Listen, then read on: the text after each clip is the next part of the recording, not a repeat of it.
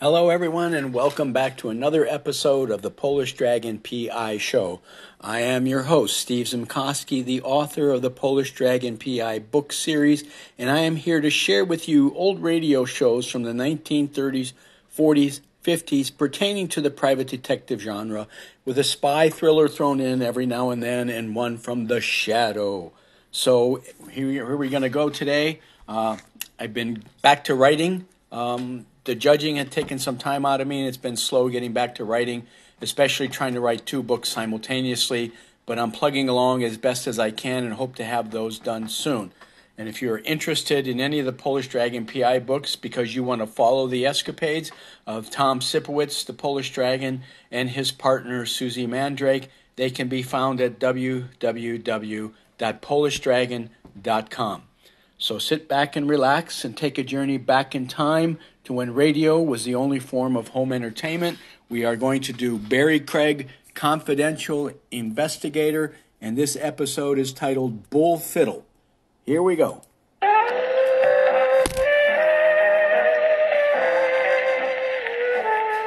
Barry Craig speaking. If you're a confidential investigator, and if you're smart, you put yourself on a schedule. You get to the office at 9 and get out of it at 5. You eat a leisurely dinner and spend the rest of the evening with a book you hope is good. That is, if you're smart. If you're me, you get restless, and around midnight, you drop in at Willie's wagon. You find Willie morosely staring at his coffee urn, a small but not underprivileged brunette with her head at the far end of the counter, sobbing. For a wild moment, you think that maybe Willie has wronged our little Nell. You then dismiss such happy fancies. You try to ignore the brunette who keeps right on sobbing, and you make a brilliant opening remark. What's new, Willie? Huh. Well, all right. How are the hamburgers? Not new. Think I should take a chance on one? You got the pendants? No. I'll make you a hamburger. Thanks. Hey, better have a cup of coffee first. Why? Deaden your stomach nerves. I've tasted your hamburgers before. Well, they ain't improved since then. Willie, Huh? I know she didn't come at the place. I've never seen her here before. She's pretty, but does she have to make that noise? She is suffering from grief. She had the blue plate dinner here? According to what she tells me, she had a great loss. What did she lose? Her bull fiddle. A what? A bull fiddle. You know, them floated violins. I know. She plays a double bass. What's that? At Carnegie Hall for a bull fiddle. Oh, yeah, except nobody plays on a bull fiddle that she ain't got. It would be harder anyway. Come to think of it, losing one of those things is a little like misplacing the Empire State Building. It was swiped off her. Here's your hamburger. Thanks. Mr. Craig, maybe you can help Susie. She don't find a bull fiddle, she is liable to be out of weight. She is accustomed to eating, so I do not think this will be good for her. Susie, come here. Huh? I want you to meet Mr. Craig. Oh. Hi, Mr. Craig. Hello, Susie. Mr. Craig ain't only a friend of mine, Susie. He's also a confidential investigator. You ought to tell him your trouble. I only got one trouble. You lost your double bass. Only the kind of music I play is the bull fiddle. Where did you lose it? At the club, the 4920 Club. You're a part of the band that plays the club? I play solos. The customers like it because I'm so small and the bull fiddle's so big. And besides, I'm cheaper than the band, so they like it. Bull fiddle isn't the kind of a thing a man could slip into his coat pocket. There can't be many things harder to steal. Well, whoever stole mine didn't worry about that. Well, when did you miss it? An hour ago. I done my number, went out for a walk, and when I got back, No bull fiddle? no bull fiddle. Well, there must have been people around. Well, the club closed early tonight. There wasn't anybody around when I got back except Brinker. Brinker? Who's Brinker? Well, he's almost as big as you are, but not so cute. Well, I'd have trouble recognizing him from that. Well, he's sort of a caretaker and club bouncer, you know. I don't. I'm afraid I may find out, though. All right, Susie, let's go over to the club. Maybe I'll be able to come up with something that might help. Gosh. Thanks, Mr. Craig. Hey, wait a minute, Tom. Closing up anyways. I'll tag along. Why? Well, I'm intrigued. I would like to meet a character who goes around swiping bull fiddles. I would also like to warn him to lay off the Brooklyn Bridge. It's fastened down.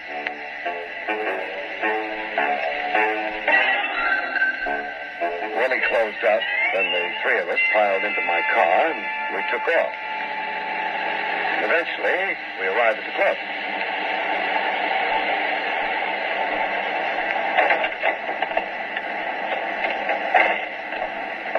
Hey, the club is dark. Well, I get a key to the stage door. It's just down the alley here. Mr. Craig, why would anybody want to steal my boat fiddle? I don't know. There's a truck parked outside the stage door. Hey, it's coming straight down the alley. I don't. Susie, Willie, get up against the building. Flatten out.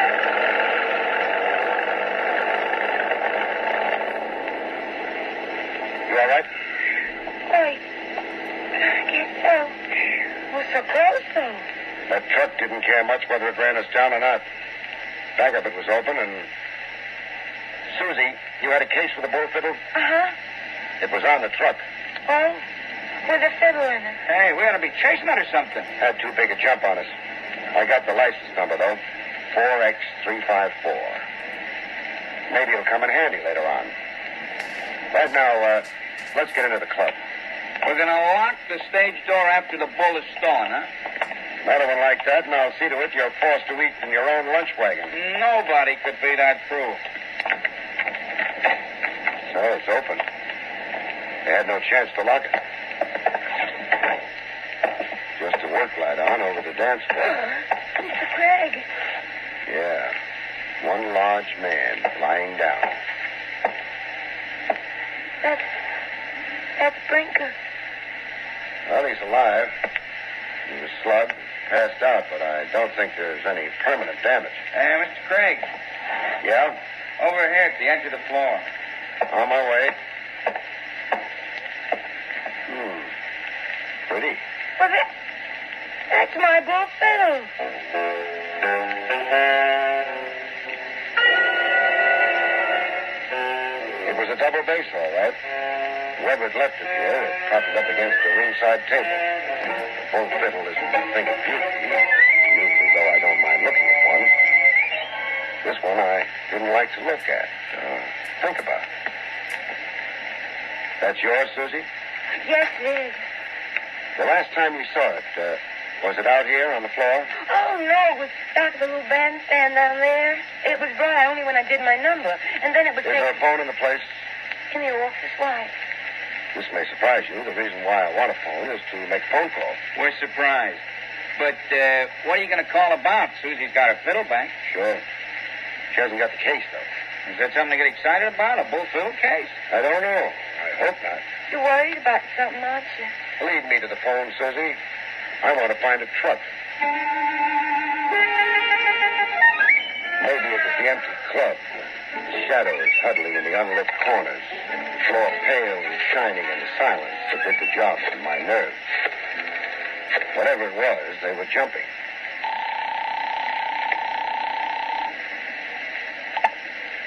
Lieutenant Rogers, homicide. Trav, this is Barry. Things are quiet down here at homicide, Barry. Do you have to finish this call? Now stop playing with your Phi Beta Kappa key. I want to know who owns a truck. License number 4X354. What did the truck do, run you over? It came close. 4X354. Hang on. If I can wake anybody up over in motor vehicles, I'll have it for you in a couple of minutes. Thanks, Trav. I hung on. Barry? Yes? Name's Christopher Malone. Residence address 74 East Lake. Garage at 12 River. That's what I wanted. You got it. Barry, Yeah? need a hand? I don't think so, Trav. All I've got so far is a sort of hunch. Probably want me to think. Go on back to that bridge game. No one in the department plays bridge while on duty. They play pinochle. So long, Barry. So long. Come on, Susie. Let's go back and see if Brinker has come too. What's wrong with you, Mr. Brinker? I got a headache. In both heads? But this here ain't my head. This here's a lump on my head. You, Brinker. Well, what happened? I was straightening up the place, and all of a sudden I feel somebody breathing down the back of my neck, so I says, stop breathing down the back of my neck. So he stops breathing down the back of my neck, and he hits me on the head. I shouldn't have told him to stop breathing down the back of my neck. Maybe not. Did you see who it was? I didn't see nothing or nobody. Too bad. Well, Susie, I'll take you home. Willie, you coming along? Sure. Brinker, can you lock it up somewhere? Yeah, sure. One of the back rooms. Fine. Let's go.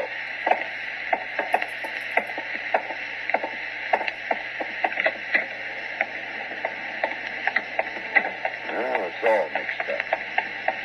Someone stole your fiddle. You sure of that, Susie? I'm sure of it, Mr. Gregg.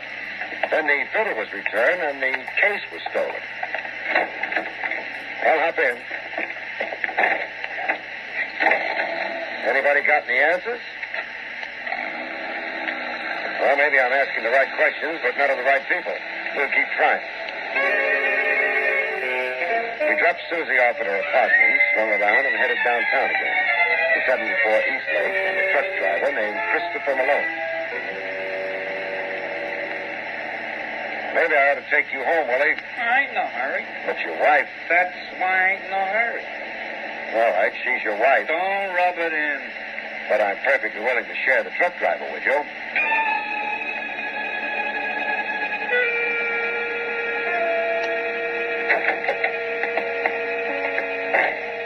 Hey, the guy's truck ain't up front. No.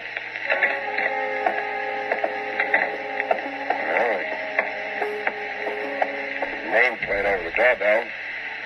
Yeah, Malone.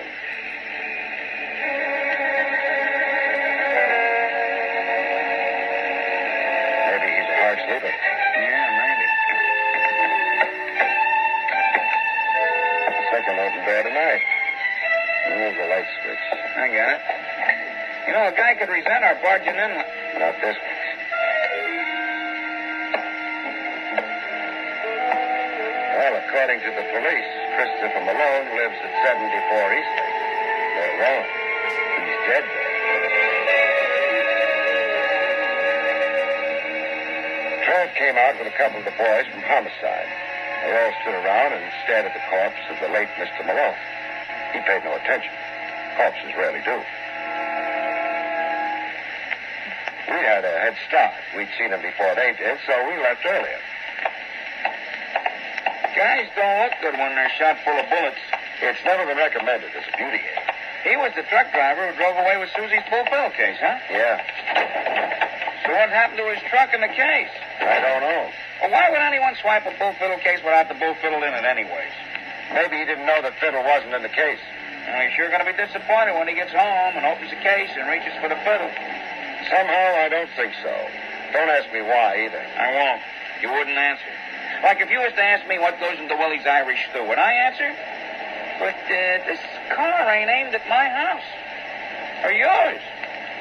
Neither of us live down on River Street. That's bad. Malone's garage is on River Street. Kind of late for visiting the guy's place of business. Except he won't be transacting business there tonight. I hope. River Street pitched sharply to the Hudson below. A murky light picked out a warm sign swaying in a slight wind. The sign read, Christopher Malone, licensed trucking. The large garage doors were shut. The smaller door set in the panel of one of them was locked. We couldn't look inside. It's been warmer in Alaska. Now we've got to get in. You figure the truck's inside, huh? Yeah, When we was back at Malone's apartment, why didn't you swipe his keys off of him? because somebody else had already done so. That ain't comfort. Because whoever knocked off Malone is probably a murderer. Probably. He is a murderer. The question is, The question is, someone coming down the street. Willie, this doorway, quick.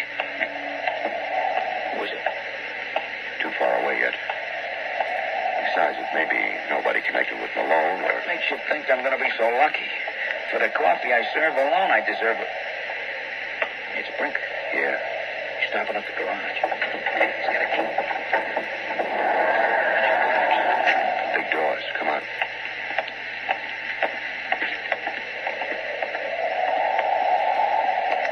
Lights on inside. Truck's there. Back of it towards us. Brinker must be up front. Come on. We're getting into that truck. trucks ain't very comfortable. Personally, I would rather lay down in the bed.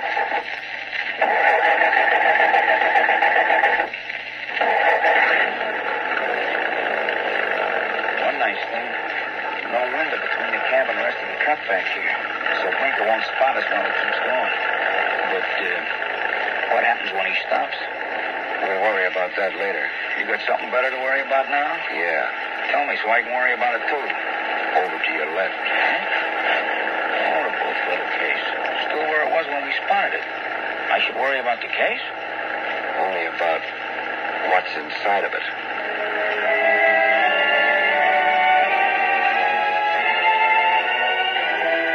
It was pretty clear, wasn't it? Sure, I didn't know who he might be, but that he'd be there. That was as certain as death. Hey, the joker driving this truck is heading out of town. Come on, we'll try to get that case open. Give me one good reason.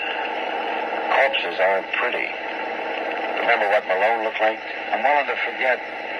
That's what murderers would like. Yeah, okay, we get the case open. Well, there's a snap lock on it. Hope we don't need a key. No. Ought to open easy now. Okay, you got it open and... Grab him, Willie. Okay, I got him. Yeah, but I don't want him. He's dead. Ease him down to the floor. I'll get the case down flat. He's down. Fine. Well, there's a wallet in his breast pocket. Papers in it. Uh-huh. What? His name's Gordon Bentley. Bentley? Hey, that's the guy who owns the club where Susie works. Interesting. Come on, let's put him back in the case. Yeah, but he won't be able to breathe it. Forget I said anything. Okay, let's go. Yeah. It's a tight fit. Well, it'll do. Think of the trouble we would have had if Susie played the piccolo. We wouldn't have been here if she had. That guy was shot, just like Malone? Yeah, which is interesting. I don't think it's any more interesting than if the guy had been strangled or even poisoned. You don't appreciate the finer points. Yeah, what are they? I'll let you know when I find out. Thanks. So do we jump off the truck now or 5 seconds from now? We stay on. The truck's hitting at least 50. We jump now, we could get killed. If we stay on, we will get killed. I doubt it. Why? No one could ever get all three of us into that case.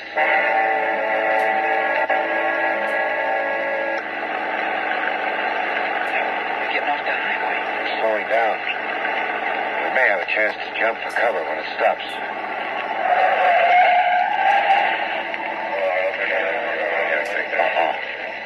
Sounds like we're surrounded. We stay. Sooner or later, somebody's going to spot us back here, and then maybe it'll be later. Shh. How are things, Brinker? They're fine, Mr. Walsh. We got a load ready for you to run in. Okay, Mr. Walsh. Why I'm here. Everybody's leaving. This trip, I got something special for you, Mr. Walsh. Yeah? What? I'll tell you about it when we start loading the truck. And we ain't popular. Everybody's going away. We get out. Hey, the house is set back from the highway. It's a big place. Yeah, well, let's not wait. We have to. If I get out of this alive, I'll use meat in the hamburgers. Don't say anything you'll be sorry for. Come on. What are we going to do? Knock on the door and tell them we're working our way through college? This wouldn't work. They're still looking for me in the 6th grade. What side of the house, Willie? The servants' entrance. A window. Any place we can see what's going on inside. That one. This gets around, they'll be calling me Beepin' Willie. Lots of guys in there. Very social. Not to mention the cases of liquor all over the place. Looks like this would be a warehouse for Bentley's club. It's kind of inconvenient. Must be 50 miles out of town. Must be a reason why Bentley keeps his liquor out here. His doctor told him to stay away from liquor. Another one like that and I'll hand you your head. You can't. It's attached to him. Something can be done about that. Nice contortions you're going through. Why? Trying to get a better look at the liquor cases. Imported stuff. Yeah. No customs stamp on them. Smuggled, huh? Yeah. Explains the location of this place. The truck. Mr. Walsh and friends. smugglers, I guess, and also Brinker. The delivery boy, huh? The delivery boy. What it doesn't explain is why Brinker is bringing Walsh a bull fiddle case complete with a recent corpse. The men inside showed signs of moving. Willie and I moved first, across the road from the truck, in a clump of trees. You said you had something special for me this trip, Brinker. Oh, I nearly forgot, Mr. Walsh. What I got for you is a bull fiddle in its case. You don't say. Bentley thinks I ought to study music, maybe? All I know is you're supposed to keep it here for a while. Okay. I'll have the boys unload it. But you know something? I'd be a lot happier if instead of a bull fiddle, Susie was in that case. They unloaded the bull fiddle case, loaded the liquor, and the truck went away. Willie and I stuck it out for a while and also went away. You know, Mr. Craig, feet are never going to replace the wheel. Maybe we'll get a hitch soon. We better. Also, we're in a hurry. Well, where do we go from here if we ever get transportation? Susie's apartment. Duty, or you think it's a nice idea? Willie, duty's always a nice idea. Oh, Lord, Mr. Craig. Oh, Willie. May we come in? Oh, of course you may. I was asleep. I thought you might be, but this is important. Something's happened? Susie, how do you and Bentley get along? Oh, we get along fine. He even wants me to marry him. Well, how do you feel about that? I haven't been able to make up my mind, but he's got so much money that... Anyway, I'm not sure I can trust him. A man who runs a nightclub, what kind of husband would he make? I've never thought about it. So Gordon, that's Mr. Bentley, said he was going to sell the club to prove he really loved me. Did he sell it? He was supposed to this afternoon. For cash? Oh, sure. I don't think the man Gordon's selling the club to can write. Besides, they wouldn't want to have any records on account of income taxes, so... Well, that's one of the reasons I don't know if I should marry Gordon. That's Mr. Bentley. Have you seen Gordon? That's Mr. Bentley today? No. My bull fiddle was stolen, so I forgot all about him. And besides, We found the bull fiddle case, Susie. Sure, darling.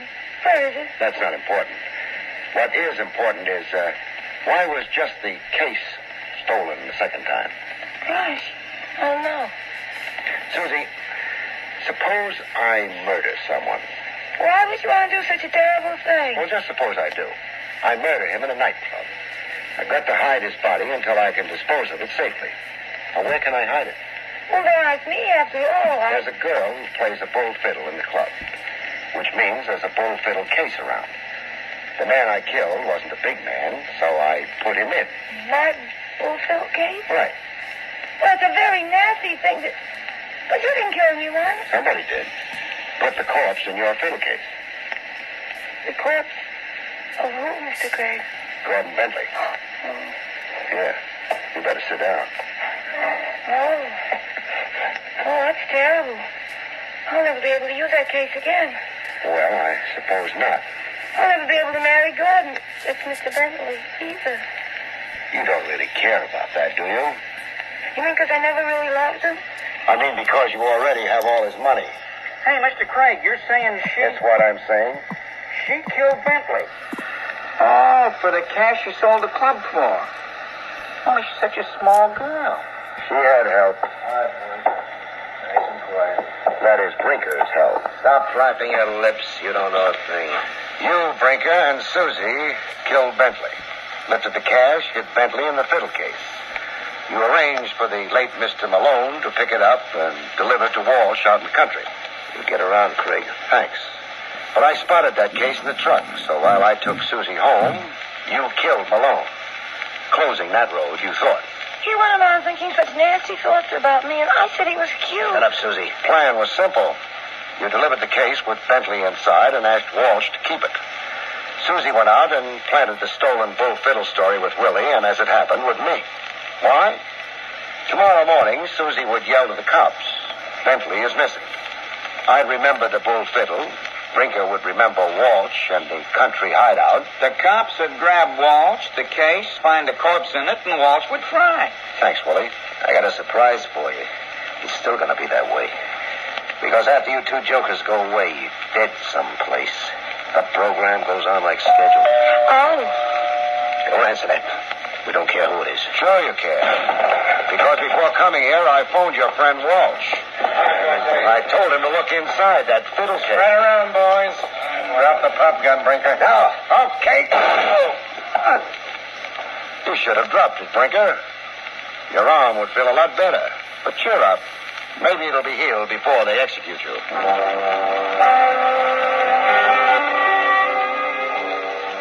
That wasn't a nice thing to say, but then murderers aren't nice people. I phoned the police, and by the time they arrived, Walsh had discreetly gone for a long walk.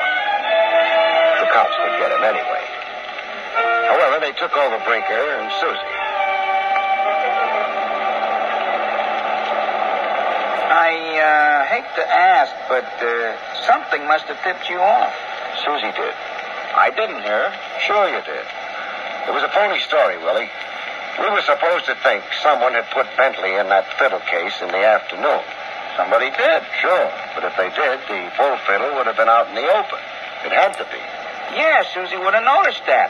Would have wondered who took it out. She would have checked, and If she'd been telling the truth, she would have said the case was stolen, not the fiddle. But the truth wasn't what Susie was dealing in. It was murder. Well, thanks for taking me home.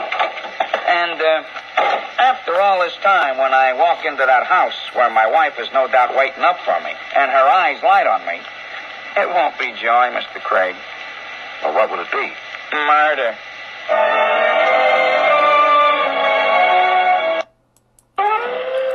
And that ends another episode of the Polish Dragon PI Show. You are listening to Barry Craig, confidential investigator in Bull Fiddle. And if you are interested in any of the Polish Dragon PI books, remember they are available at www.polishdragon.com, and they are also available in the Kindle version on Amazon for just 99 cents. That's right, just 99 cents. Thank you so much, and I will talk to you all next time. Bye-bye.